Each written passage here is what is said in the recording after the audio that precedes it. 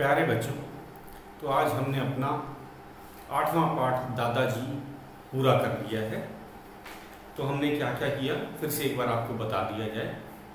इस कविता दादाजी जो एक कविता है, इसकी हमने व्याख्या की है।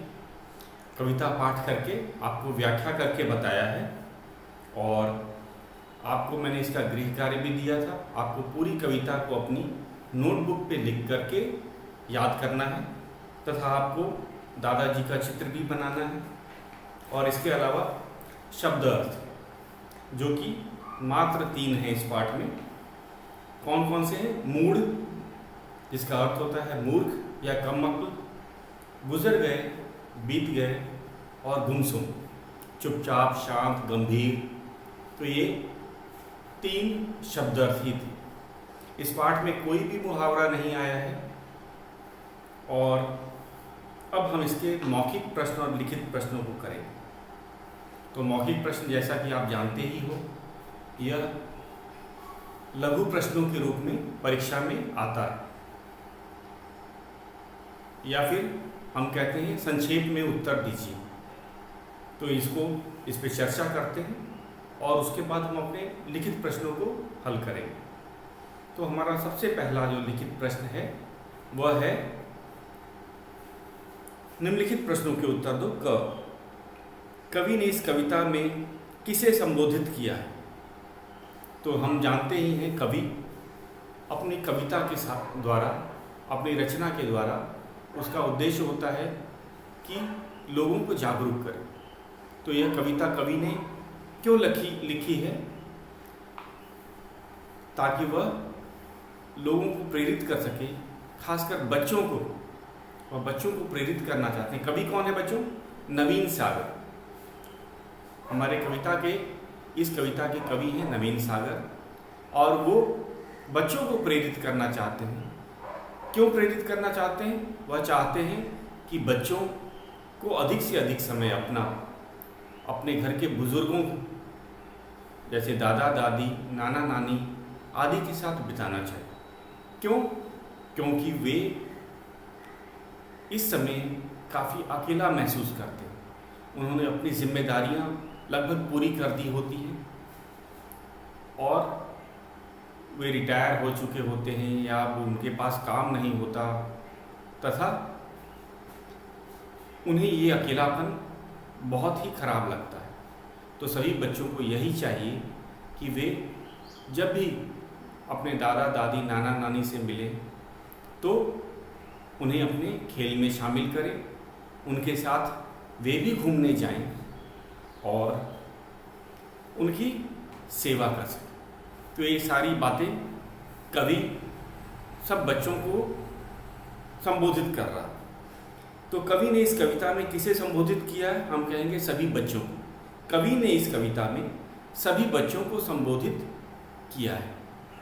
कवि का मुख्य उद्देश्य था कि अगर बच्चे जागरूक हो जाएंगे, क्योंकि उनके माँ बाप के पास तो समय है नहीं, अगर सभी बच्चे जागरूक हो जाएंगे, जैसे वे अपने दादा के साथ अगर अधिक समय बिताएंगे, उनके साथ खेलेंगे, उनको अपने साथ पार्क में या बगीचे में घुमाने ले जाएंगे, तो उन्हें भी फायदा होगा। बच्चों को क्या फ़ायदा होगा?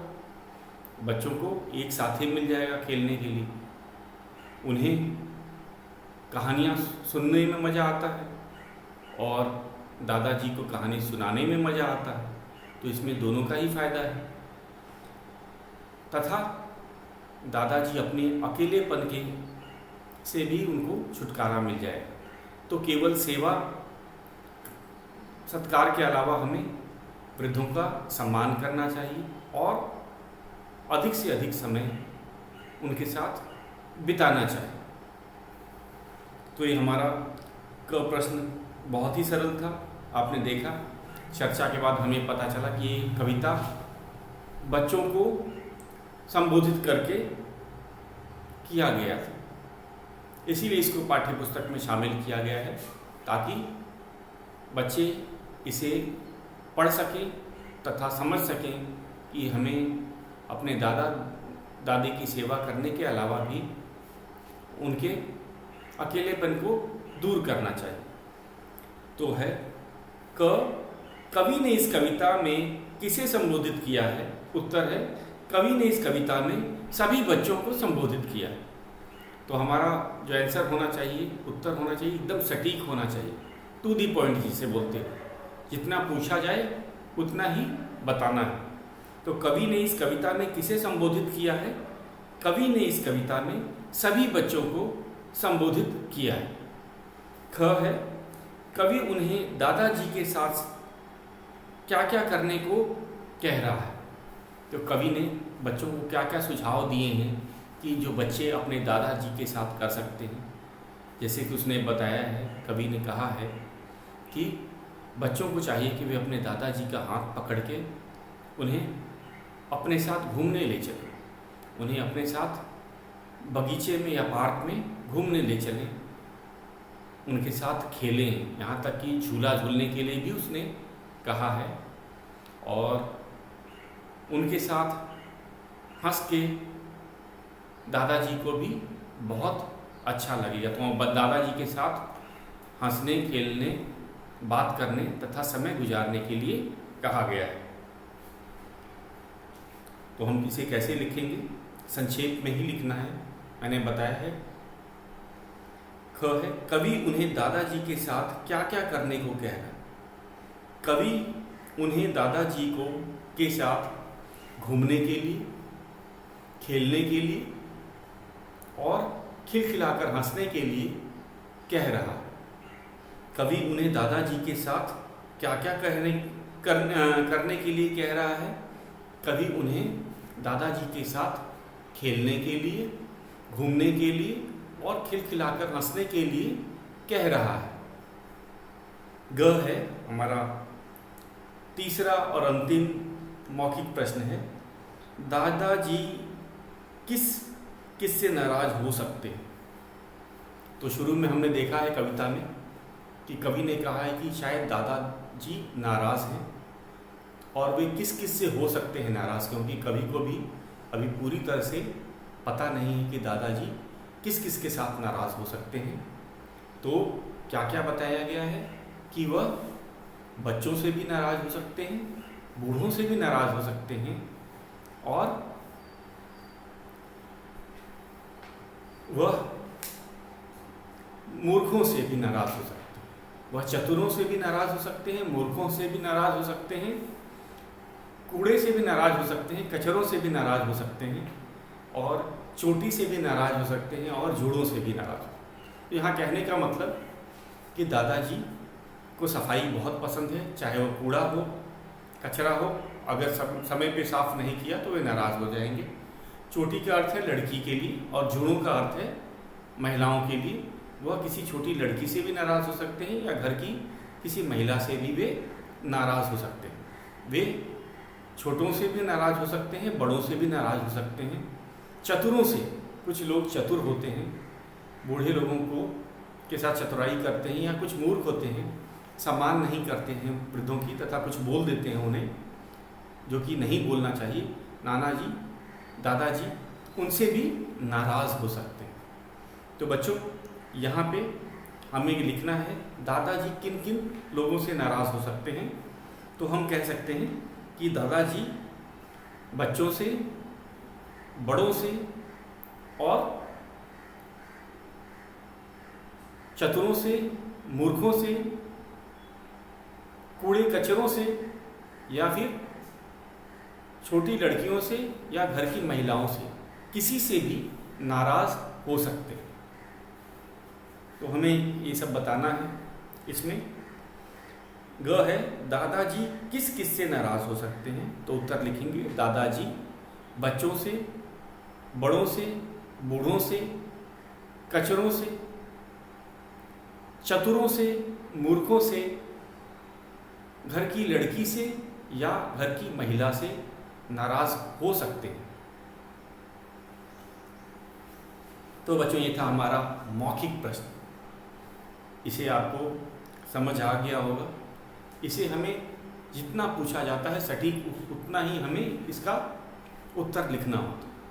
अब चलते हैं हम अपने लिखित प्रश्नों। इसे आपको अपने नोटबुक में भी करना है, तो हम ध्यान से करेंगे। निम्नलिखित प्रश्नों के उत्तर लिखो।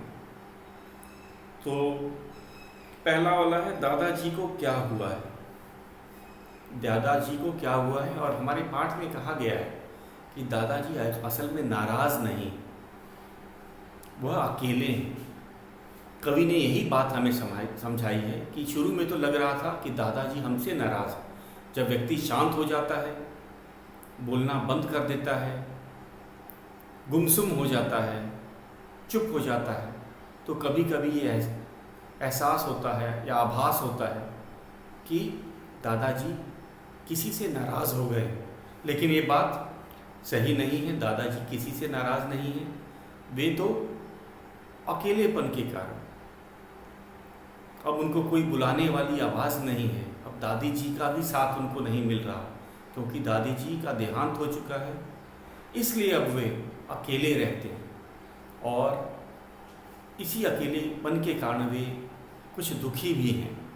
तो कवि यही बात हमें बता रहा है। तो चलते हैं अपने लिखित प्रश्नों पे, और फिर हम देखेंगे कि इसमें हमें क्या क्या और जोड़ सकते हैं। हम चर्चा करके इसको लिखेंगे, क्योंकि हमारे यहाँ मुख्य उद्देश्य क्या है। सबसे पहले हम आपको ये बताएंगे उत्तर कहाँ से लिखा गया है और कवि के क्या विचार थे, उसके बाद चर्चा करके हम इसको लिखेंगे। तो ये हमारे लिखित प्रश्न हैं। आप भी अपनी नोटबुक निकाल लें, आप भी साथ साथ बोर्ड से देखते हुए, आपको मैं जान के बड़ा लिखूंगा कि आपको साफ दिखे और आप इसे आराम से नोट कर सकें। तो चलते हैं अपने लिखित प्रश्नों की ओर।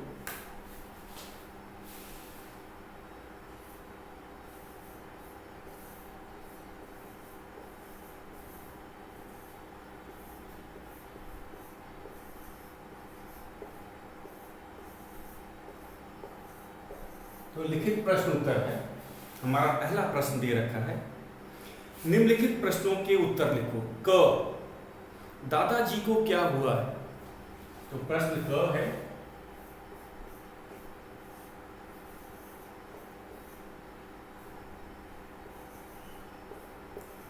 दादाजी को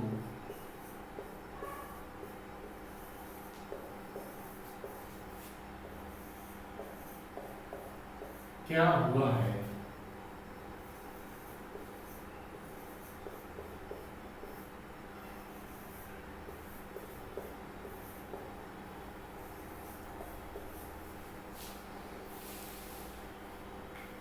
तो नाराज नहीं, जैसा कि हमें कवि ने बताया है कविता में कि नाराज नहीं है। हमें यहाँ तक कि कवि को भी नहीं पता चल पाया कि क्या वह नाराज़ है, वो ये भी नहीं पता चला पाया, उसको नहीं, कवि को नहीं पता चल पाया कि वो बच्चों से नाराज़ है, कि बड़ों से नाराज़ हैं, चतुरों से नाराज़ हैं, या फिर मूढ़ों से नाराज़। मूढ़ों का अर्थ होता है बच्चों मूर्खों से। यहाँ पे मूर्ख उन्हें कहा गया है जो अपने से वृद्ध, अपने से अधिक उम्र वाले बुजुर्गों का आदर नहीं करते, उनको सम्मान के साथ, आदर के साथ व्यवहार करना चाहिए। तो यहाँ पे जो उस व्यक्ति की बात किया गया है मूढ़ों से, क्या अभिप्राय है कि जिस व्यक्ति के पास यह ज्ञान नहीं है कि हमें बुजुर्गों के साथ कैसा व्यवहार करना चाहिए, उन्हें मूढ़ कहा गया। तो कभी कभी जो दादाजी या वृद्ध व्यक्ति इन्हीं प्रकार के मूढ़ों की बात सुनकर भी नाराज़ हो जाते हैं। तो इसमें कवि ने ही बताया है कि असल में ये नाराज़गी नहीं है। नाराज़गी में भी व्यक्ति चुप हो जाता है, गुमसुम हो जाता है, बोलता नहीं है, शांत हो जाता है, लेकिन इसमें अकेलेपन को ही कारण बताया गया है। इस कविता में हमें क्या बताया गया है कि दादाजी अकेले हो जाने के कारण नाराज़ है, न कि अकेले हो जाने के कारण चुपचाप हैं, गुमसुम हैं, न कि नाराज़ हैं। तो इसमें उनके गुमसुम होने का कारण भी बताया गया है कि अब उनके पास साथी धीरे धीरे उनके कम होते जा रहे हैं। क्यों कम हो जाते हैं? जैसे जैसे व्यक्ति वृद्ध होता जाता है, उनके जो साथी हैं उनसे उनका मेल जोल भी कम हो जाता है, वे अधिक उम्र के कारण रोज़ नहीं मिल पाते, बीमार रहते हैं, या धीरे धीरे उनकी संख्या भी कम होती जाती है, वे वृद्ध होकर उनका देहांत भी हो जाता है, तो इस कारण से भी दादाजी उदास रहते थे। और यह भी हम जानते हैं कि अब दादी जी भी उन्हें नहीं बुलाती, क्योंकि उनका भी देहांत हो गया है, तो वो अपने कमरे में अकेले बैठे बैठे उदास या अकेलापन महसूस कर रहे थे। तो हम इसको लिखते हैं, दादाजी को क्या हुआ है। तो हम लिखेंगे, दादाजी को अकेलापन अच्छा नहीं लगता, इसलिए वे गुमसुम रहते हैं। तो नाराज हम नहीं लिख रहे हैं, फिर से एक बार ध्यान से देख लो बच्चों, इसमें हम नाराज नहीं रख रहे हैं, अकेलापन कारण बताते हैं। दादाजी लिखो,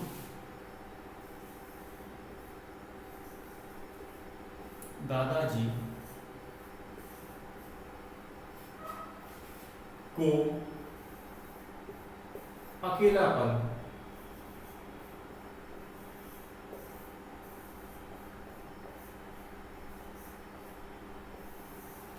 दादाजी को अकेलापन अच्छा नहीं लगता है,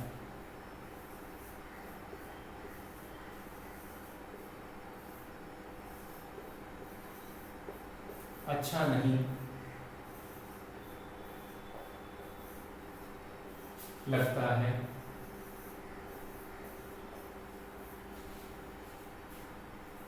इसलिए वे गुमसुम रहते हैं।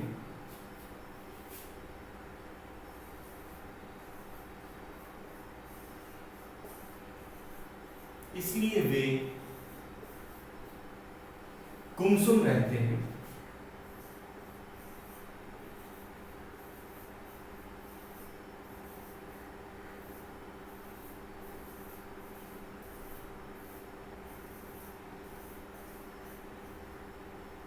वे नाराज नहीं, वे नाराज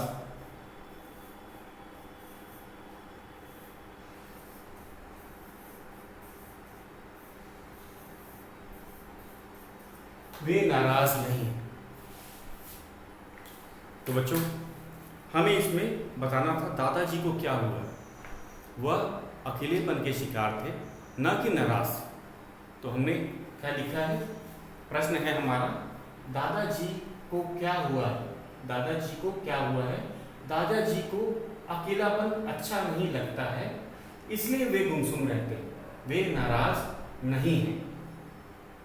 दादाजी को अकेलापन अच्छा नहीं लगता है, इसलिए वे गुमसुम रहते हैं, वे नाराज नहीं हैं। तो ये था हमारा पहला लिखित प्रश्न। आपको इसे नोट कर लेना है। मैं एक बार फिर से पढ़ देता हूं ताकि आप इसे फिर से नोट कर सकें। दादाजी को क्या हुआ है। उत्तर, दादाजी को अकेलापन अच्छा नहीं लगता है, इसलिए वे गुमसुम रहते हैं, वे नाराज नहीं हैं। अब हम अपने दूसरे प्रश्न की तरफ चलते हैं। हमारा दूसरा प्रश्न है, ख, दादाजी क्या चाहते हैं। अब है, उनकी क्या इच्छा है, क्या चाहते हैं। जैसा कि हम जानते हैं कि वे अपना अकेलापन दूर करना चाहते हैं, तो कैसे कर सकते हैं। उन्हें बच्चों की मदद चाहिए, उन्हें बच्चों की मदद चाहिए। तो दादाजी बच्चों के साथ खेलना, बगीचों में घूमना, पार्क में झूला झूलना और जोर जोर से हंसना चाहते हैं। तो यहाँ पे मुख्य उद्देश्य है, कवि हमें यही बताता है कि बच्चों, दादाजी क्या चाहते हैं। तो दादाजी बच्चों का साथ चाहते हैं। ये साथ किस रूप में मिल सकता है। अगर बच्चे उनके साथ घूमते हैं, उनसे कहानियाँ सुनते हैं, उनको पार्क में लेकर जाते हैं, वे कभी कभी अपने दादाजी को भी झुलाते हैं। आपने कभी देखा होगा पार्क में कि अगर बच्चों को तो दादाजी झुलाते ही हैं, कभी कभी बच्चों के जिद करने पे भी दादाजी झूला झूलने लगते हैं। तो यही हमें लिखना है, दादाजी क्या चाहते हैं। दादाजी बच्चों के साथ खेलना, बगीचों में घूमना, पार्क में झूला झूलना और जोर जोर से हंसना चाहते हैं। तो हम अपने कविता के अनुसार ही लिखेंगे। हमारी कविता में भी यही दिया गया है कि दादाजी बच्चों का साथ चाहते हैं ताकि बच्चे भी उन्हें अपने खेल में शामिल कर सकें। अगर बच्चे घूमने जाएं तो वे उनका हाथ पकड़ के उन्हें घूमने भी ले जाएं। अगर पार्क में झूला भी झूलना पड़े तो दादाजी को वो भी पसंद है। और जैसे बच्चे खुश होके जोर जोर से हंसते हैं, उसी तरह दादाजी भी जोर से हंसना चाहते हैं। ये सब क्यों है बच्चों? क्योंकि वह कोई भी व्यक्ति, चाहे वो वृद्ध व्यक्ति हो चाहे जवान व्यक्ति हो, वह अकेले नहीं जी सकता, उसको साथी की ज़रूरत पड़ती है। तो यहाँ पे अब दादी जी नहीं रही, उनके दोस्त भी धीरे धीरे कम हो गए, तो बच्चों का फ़र्ज़ है कि वे उन्हें अपने साथ ले जाएं, क्योंकि आपको पता है कि आपके माता पिता के पास समय अब धीरे धीरे कम हो गया है। वे अपने कामों में सुबह से लेकर शाम तक, रात तक लगे रहते हैं। तो इस कारण से कभी कभी ये देखा जाता है कि वृद्ध व्यक्ति को वे ज़्यादा समय नहीं दे पाते। तो ये एक तरह से बच्चों का भी फ़र्ज़ बन जाता है कि वे अपने दादाजी के साथ अधिक से अधिक समय बिताएं, तथा बदले में उनको साथी मिलेगा, उनको सीखने के लिए मिलेगा। आपने देखा होगा दादा दादी से बच्चे कहानियाँ सुनते हैं तो बदले में उनको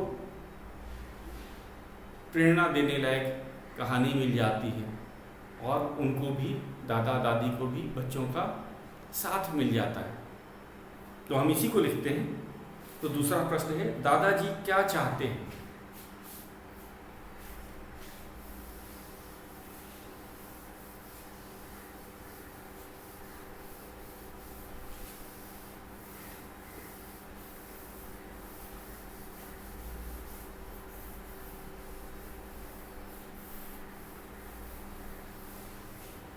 तो हमारा दूसरा प्रश्न है, दादाजी क्या चाहते हैं?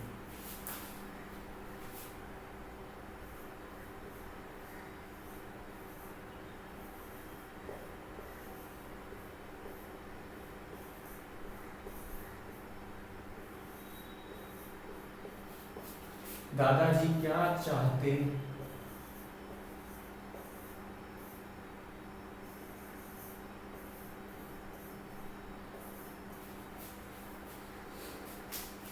लिखते हैं,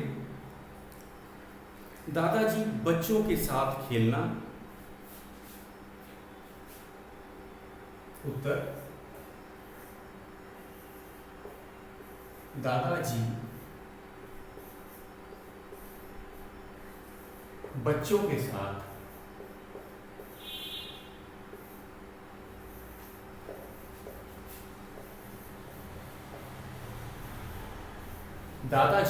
के साथ खेलना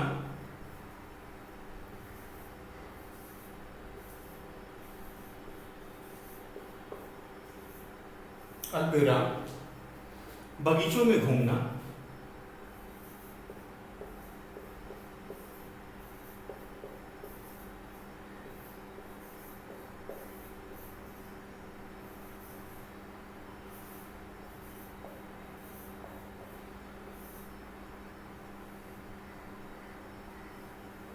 बगीचों में घूमना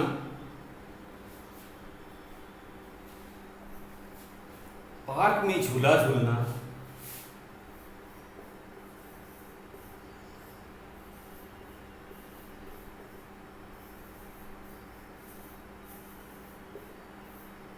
पार्क में झूला झूलना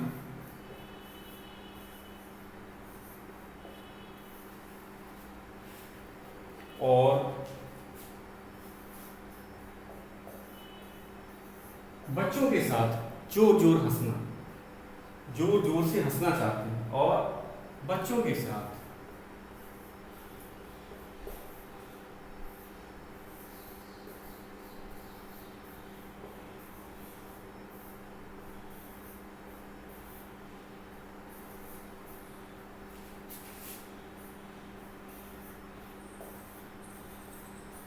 बच्चों के साथ जोर जोर हंसना चाहते हैं।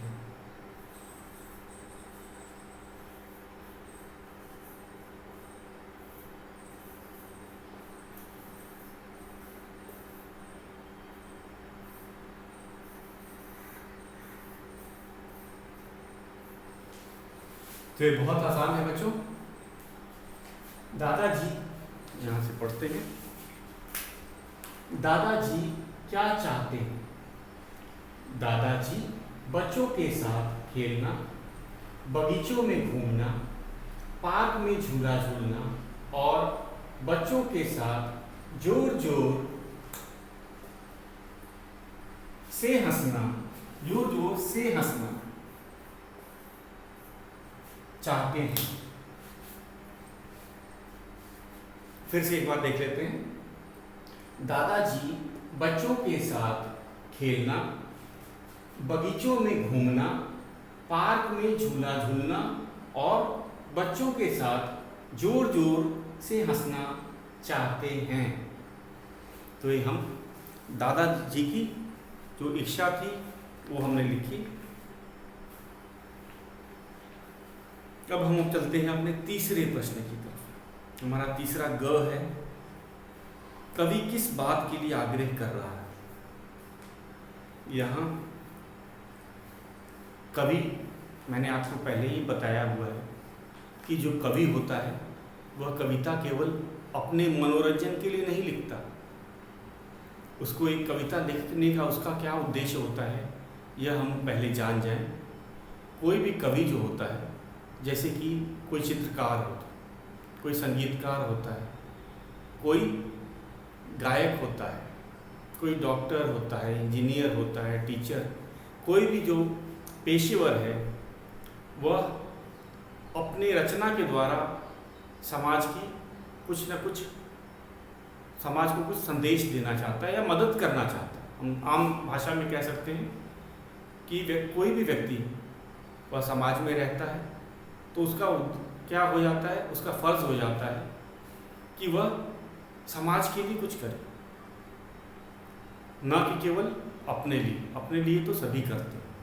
तो उसी तरह कवि का भी मुख्य उद्देश्य होता है कि वह अपनी कविता के माध्यम से सभी लोगों तक पहुँचे।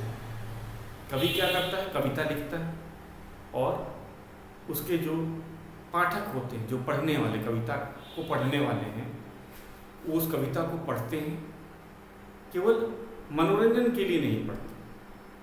और कवि भी केवल मनोरंजन के लिए नहीं कविता लिखता है, वह लोगों को कुछ ज्ञान देना चाहता है।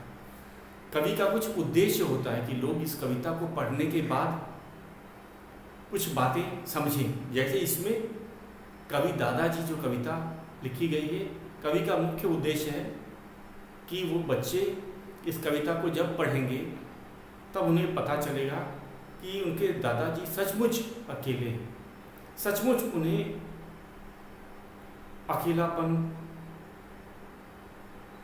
अच्छा नहीं लगता। बच्चे भी आजकल देखा गया है कि बच्चे भी खाली समय में टीवी देखते हैं, मोबाइल पे गेम खेला करते हैं तथा अपने दादा की तरफ कम ध्यान देते हैं। तो यह बात शायद कवि को समझ आ गई होगी, उसको ठेस लगा होगा, वह बड़े लोगों को नहीं कह सकता। आजकल भाग दौड़ वाला समय है, समय की सबके पास कमी है। आपने खुद महसूस किया होगा कि आपकी जो माताजी हैं, मम्मी हैं, वो दिन भर घर में काम करती रहती हैं। तो इस कारण से भी कभी कभी जो ये बुज़ुर्ग हैं दादाजी घर के, उन पे पूरा ध्यान, समय पे ध्यान नहीं दे पाते होंगे। तो इसीलिए वो बच्चों तक पहुंच गया कवि, और बच्चों को प्रेरित कर रहा है। ये कविता पढ़ने से आपको पता चला, उन्होंने बताया कि हमें कैसे दादाजी की मदद करनी चाहिए, उनको पार्क में घुमाना चाहिए।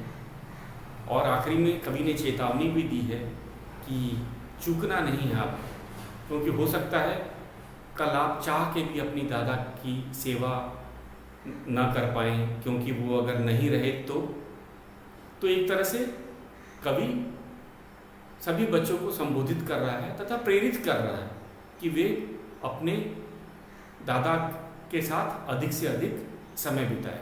तो ये हम यही आग्रह का मतलब होता है बच्चों विनती करना। कवि किस बात के लिए आग्रह कर रहा है? वह विनती भी करता है, केवल आदेश नहीं देता है, विनती भी करता है। तो तीसरा प्रश्न हम कल करेंगे। आज के लिए इतना ही।